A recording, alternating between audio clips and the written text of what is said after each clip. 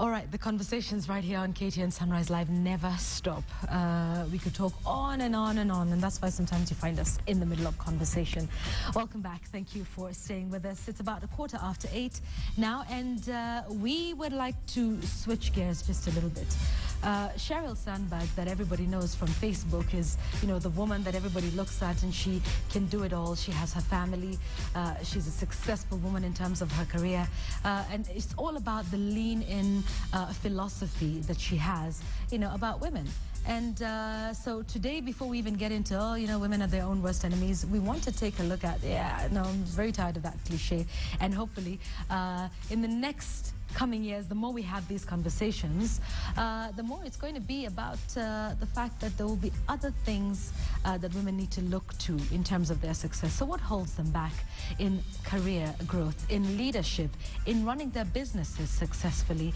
What are the do's and don'ts? Today we're going to be discussing that, and we have Frida Owinga with us, who's a passion-preneur. If you don't know what that is by now, look it up. I think she's the one who's added that word to the dictionary.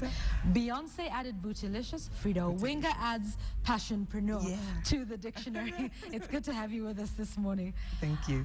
So Frida, women in business, in career, in leadership, we have so many icons, and if we even move away from Sheryl Sandberg, who's you know, abroad, there's lots of women in Kenya too who are doing it and doing it well, right? And they're coming up. One woman I really admire in Kenya is the Keroshe Breweries lady. I mean, look at her. Who would have thought that a woman would come up with something like that? Right. And more women are coming up. I noticed that when I do business coaching, as they're coming, you know, to just know, I want to transition from this career into this career or start my own business. There's still a little bit of fear. And I think it's fear mostly based on their individual mindset, coming from the traditional background of what men have been believed to be and what women have been believed to be. And sometimes you kind of feel, if I'm coming out of that, you know, box, for lack of a better word to call it, will others see me as manga? Yeah, that's right. Or, you know, because women care a lot about what others think about them. And I think that is one great stopper for us. We care too much about being liked. Right. And that stops us in making decisions and stuff. Okay, all right.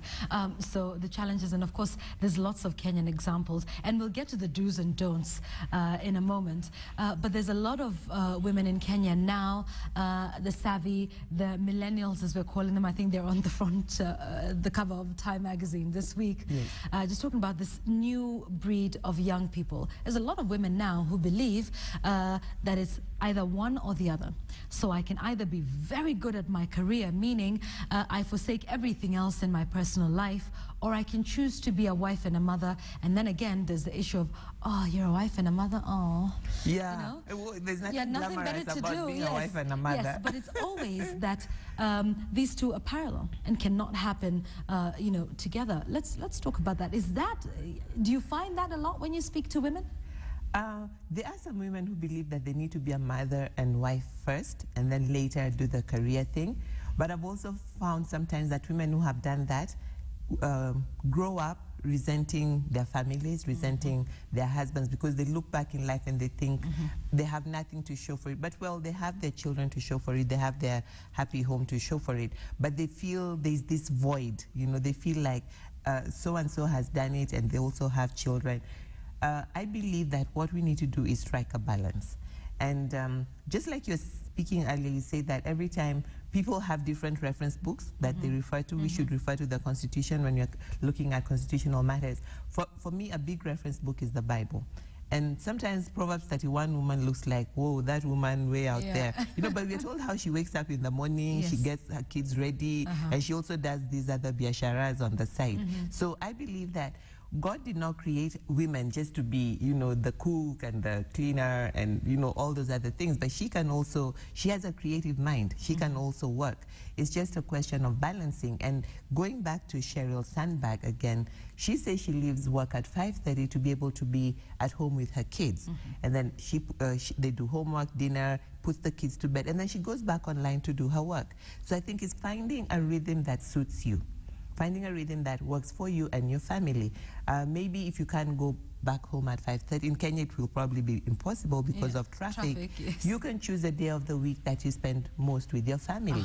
You know, you can choose a day of the week that you spend with your family. Like my kids are grown, and you know, I spend the weekend with the little one. I spend Friday with the middle one, and then the oldest one, we're always together doing stuff because he's in between school. So it's a question of doing a personal audit. I always say if something is not working in life, do a personal audit and find out what is going on right now, what's the ideal, what are the changes that we need to make, speak to the people who are involved, and then come up with a plan.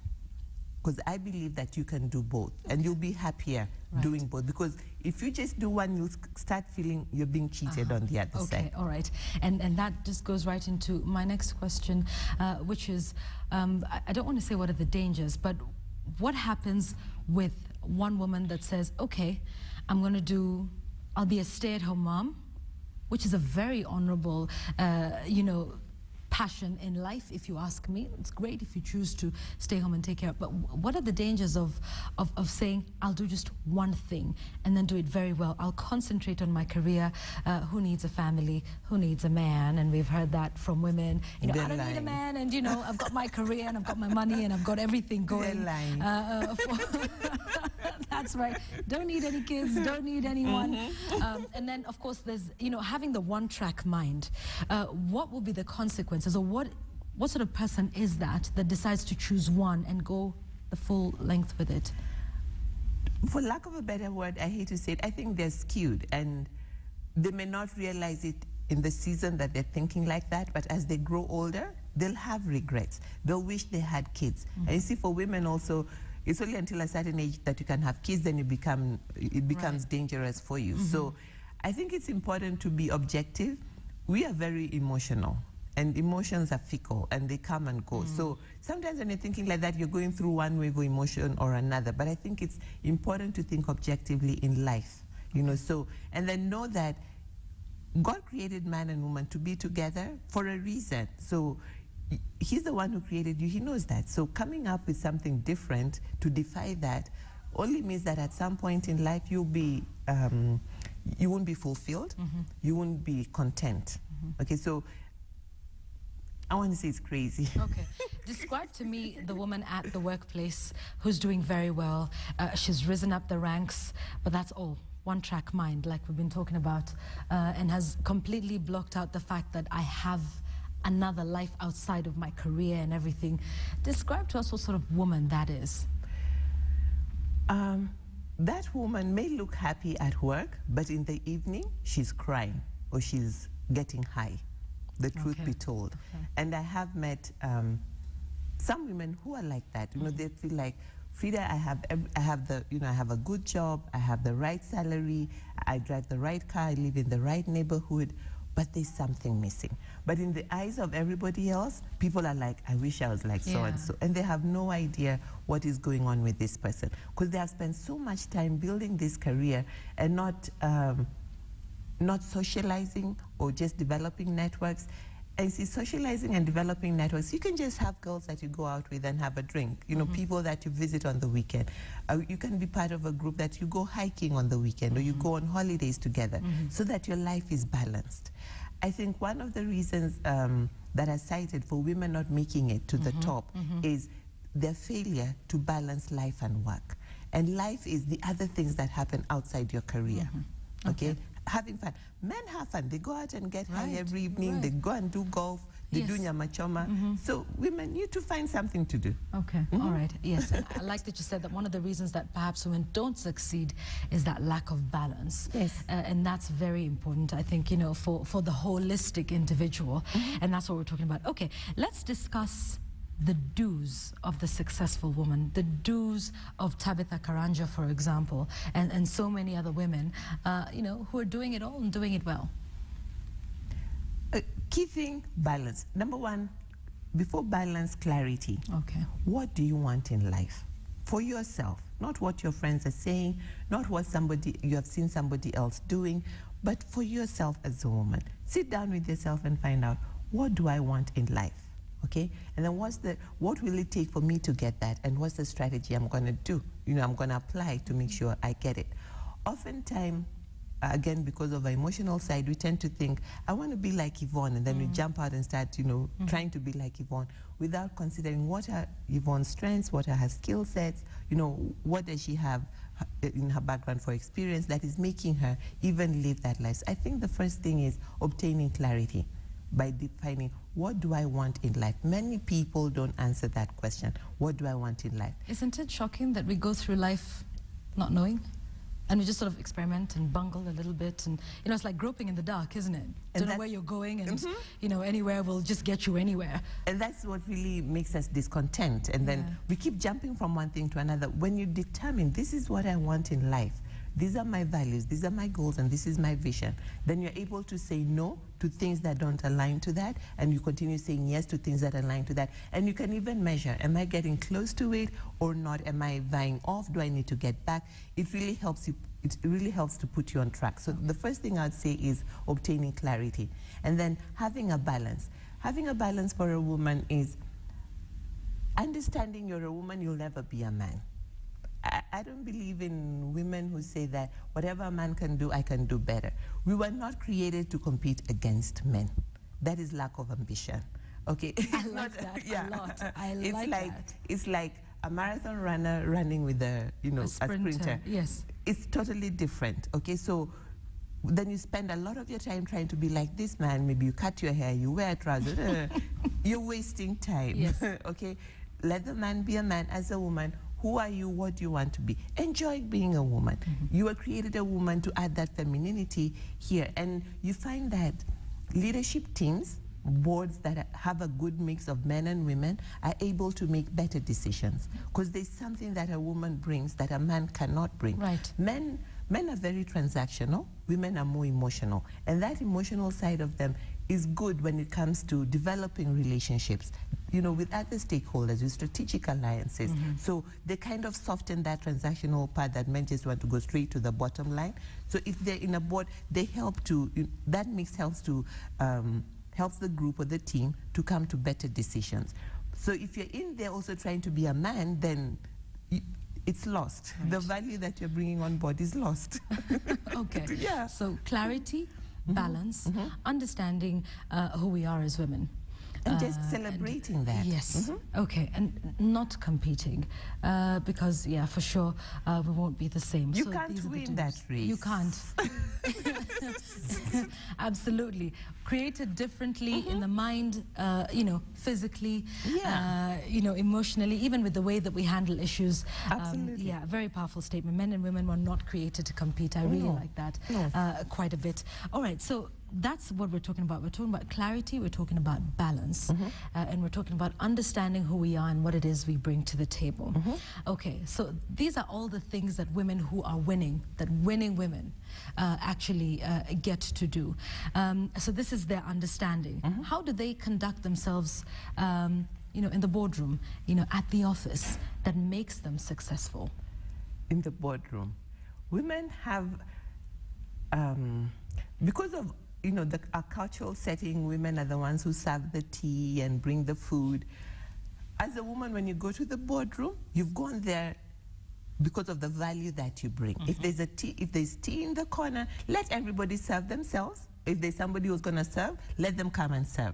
You're not in the boardroom to serve tea. Oh, we do that a lot. Yes, we do that. Can I get you something? No, I'm not getting you nothing, Yvonne. Okay. Now then, I'm not getting, no. I like that, yeah.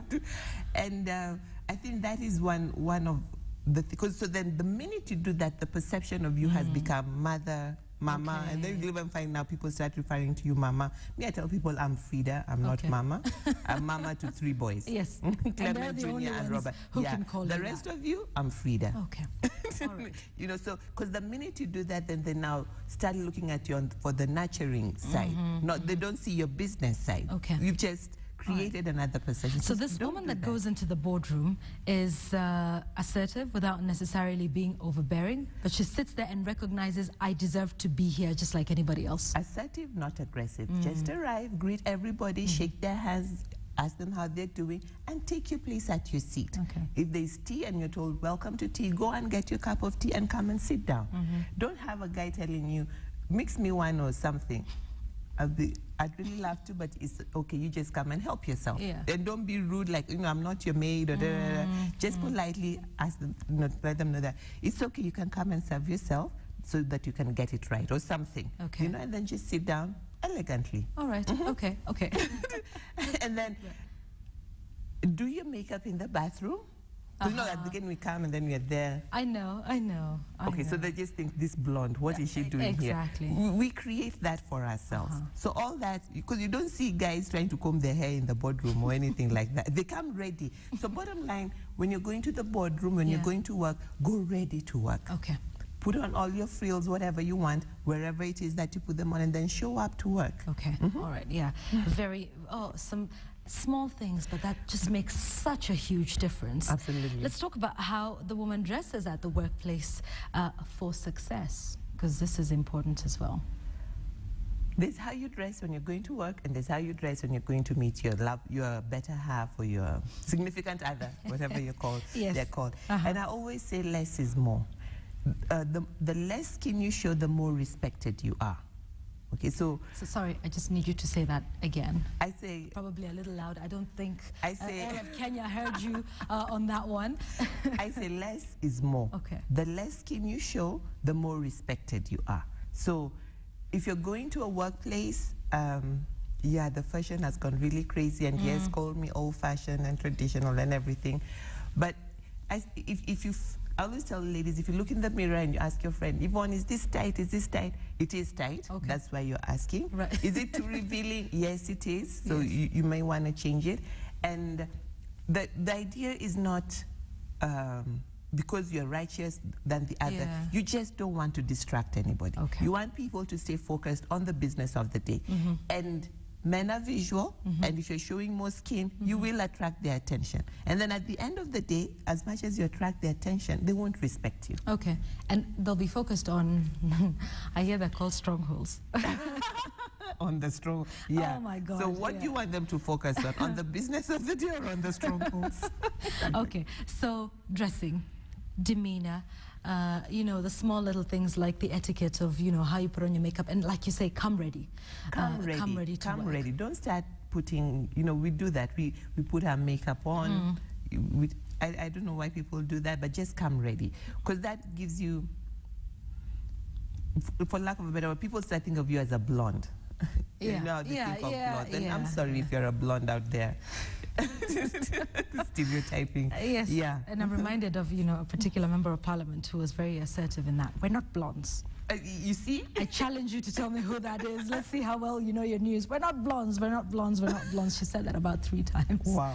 Maybe she's a blonde. Okay. You see, the thing is, if you have to keep telling people, I'm the man of this house, I'm the man of this house, then there's a problem. There's something that you're doing that is causing people to not look at you as the man. So you need to find, instead of pronouncing all the time, I am this or I am the other, find out what are the behaviors you may be exhibiting that are not promoting who you are. That force you to keep on justifying. Do you think women do that a lot? We explain ourselves more here than in our actions, and in the way we present ourselves, because women are constantly saying, I am a woman and I deserve to be here, and I, you know. There's no deserve. Then just be there. Just be. Okay. Okay, just be there. Show the value you bring. Speak up when you need to speak up. Don't explain yourself.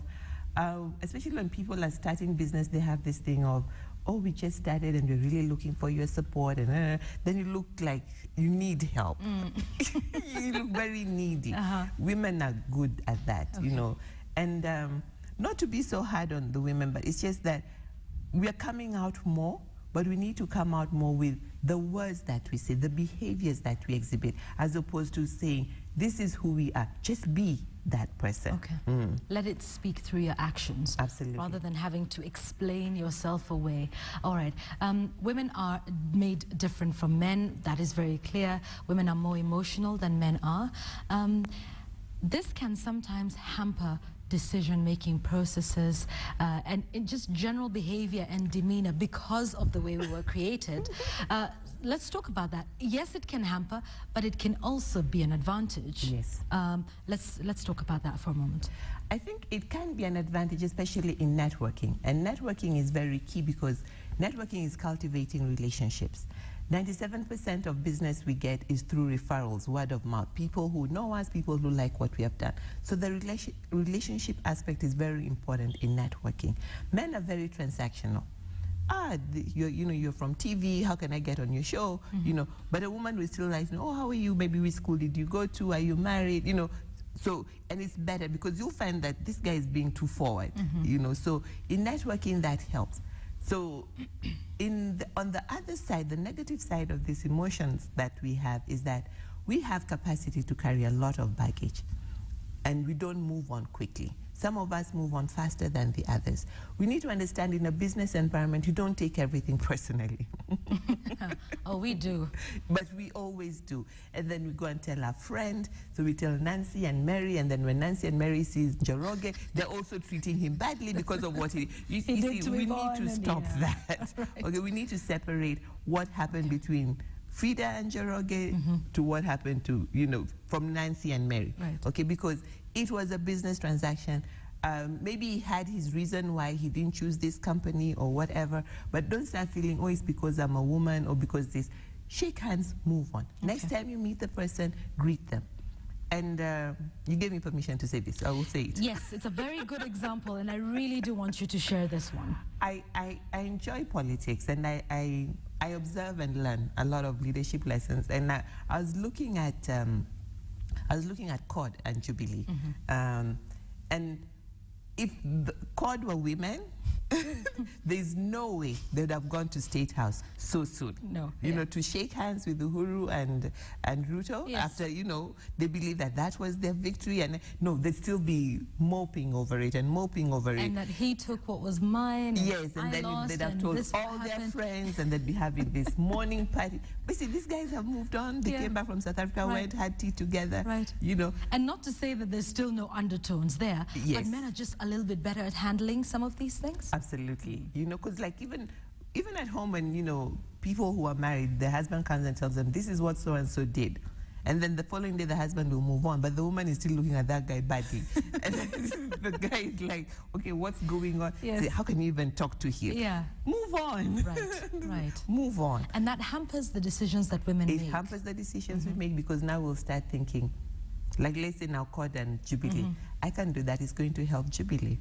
Not looking at now, okay, Jubilee is the one that's in the government and it's for the good of the country. Okay. No, it's for Jubilee. It's not Jubilee right now, it's the country, it's government. Right. Okay, so get over it. Yeah. Okay. Okay, women don't do that. And that just We're not definitely... good at doing that. Okay. We're not good at doing that. So we carry a lot of baggage. And of course, when we're going to make decisions through the lens of baggage, then we don't just make objective decisions. We are likely to skew things up. Okay, all right, that is true. Let's move to the negatives now, the things that women do that absolutely kill their careers, kill their businesses, and kill their rise up that ladder, into leadership. And it could be in politics, it could be within the corporate sector, or leadership in society in general. There are a couple of things, and I'll mention them, then you can choose which one you want to write, because I don't want to forget.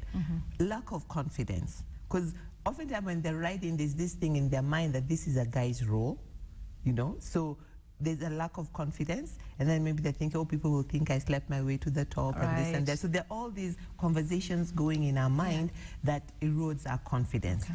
And then the other one is lack of mentoring. We need to balance between perfectionism and excellence. Perfectionism is, like wanting a really, like you see how we say, either I'm going to be the career woman or I'm going to be the family woman. I can't be both. You can be both. Just find a rhythm and then be both. And then one other thing that I didn't want to forget is we are poor negotiators. Because like, let's say you've been offered the job and then you asked how much salary you want, you ask for too little. Because you feel if I ask for too much, they won't take me. Yeah. But they already called you. Yes, and a man goes out there and quotes. Yeah. And then that's why they end up having higher salaries than us. We are poor negotiators. And that all roots are from lack of confidence and lack of mentoring, lack of hearing another woman who tells us that I went and I asked for X amount, you know, then knowing that I can actually ask for that amount. Research shows that 57% of men versus 7% of women negotiate for higher pay. Look at that. Look, yeah. So they ask for more. Women tend to think, wow, this is a miracle that I'm even here, I'm happy, you know. So I'll just sit in my little corner and be quiet and not cause too much fuss. And negotiate, and then also because they want to be liked and they care about what this person will think, maybe they'll think I'm too greedy or too, you know. So ask. The only reason we don't have everything that we want is because we're afraid to ask. And then we're afraid to hear no. Even if you hear, you have nothing to lose. What if you hear yes? Yeah. So negotiate. The worst that could happen is your boss says no. Yeah. But you still carry on with work. But you still carry on with work. And he knows in the back of his mind that so-and-so, yeah, you know, they'll put it, so-and-so is, seems to be awake to the fact that, they're worth more. They'll absolutely take a note of that. So the caring too much about being liked is, I think, is a big obstacle for us. Right, okay. Yeah. So there's all of these now, caring about being liked, not being good negotiators. How do we become better negotiators? The mentoring piece, if the women who are already at the top would be more open to mentoring other women, I think it would help a lot. As we hear their stories, where they started and the things they have asked for and gotten away with it, then it would give us the courage to actually begin seeing that, you mean to say I can do that, you know? And then we can press in more. And then sometimes also women, I know you said we shouldn't say this cliche, but we are our worst enemies. Okay. We don't want to learn from another woman. But I think it's really great to learn from another woman because, you know, she's kind of walking the path that you want to walk on, and she has gone ahead. What did she do? What were her challenges? What are some things that she did that she can tell me so that I don't do them? You know, so finding those people, whether it is a mentor face-to-face or thank God for the internet now. Yes. You can have a mentor, you know, just by reading somebody's blog or following them on Twitter and knowing some of the things that you should do and you should not do. Okay. Okay. All right. So that's following them. And, you know, I like that you can sort of be a mentee, whether or not they're willing to. But let's talk about the mentorship process for a moment. Do you think there's enough women in Kenya specifically, you know, who come up and say, look, I've done this, and you know, the whole thing about women in leadership and women bosses and that sort of thing. It's sad. Yeah, it is sad that they don't pull up enough women with them along the way as they rise to the top. Do you think women in leadership and who have succeeded should be doing that more, saying, you know, come? I think they should do that more. And there's one, I admire the women of KTN Standard Group. You know how you do the Eve Girl thing and the mothers and daughters, moms and daughters thing. So it really helps the younger girls who are coming up to see that I can make it. It gives them hope. And I wish there were more groups like that of women that would come up. Some schools now, the alumni, like Kenya High, we have an alumni, and we also try to go back to the school and talk to the girls. I wish there was more. I think there can still be more. What happens is the women at the top seem to be busy, you know, and I think that one of the things we should be busy doing is mentoring those that are, you know, are coming up, so that there'll be more of us at the top there. So there's this thing, I don't know how true it is that, you know, we are busy, but, you know, we have all these people working for us. So, but anyway, let's not get into that too much. So I wish there was more. And in as much as we help the girl in school, but there's also this middle level girl who's already at work, who's already in career and is looking to go higher.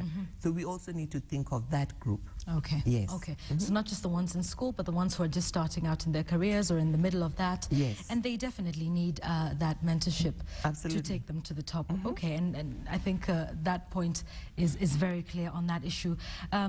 Even as we talk about this now, I'd like us to close our discussion and just to wrap up and recap a lot of what it is, the characteristics of that woman who is successful. And by the way, as we define success, I think it would also be very important to talk about that we're not saying she's successful because she drives the biggest car, no, and earns the biggest salary, and you know, has the corner office, which is nice. And very yes, nice. those are some of, I think, should we say the symptoms or the signs the characteristics or brownie points? Yes, but you know, when we're defining a successful woman, let's first of all define her, and then let's define what it is that she's been able to do to get to where she is. I think the first key thing, going back on clarity, she's a woman with a vision. So that means there's something that is driving her, that is bigger than her. And because she's a woman with a vision, she will take other people with her. And it is the realization of this vision that makes her successful. So we can say that success is the realization of a predetermined goal. You know, so because as long as she has the car, she has the right house, but she's not happy, she's like, okay, what next? I have all these things.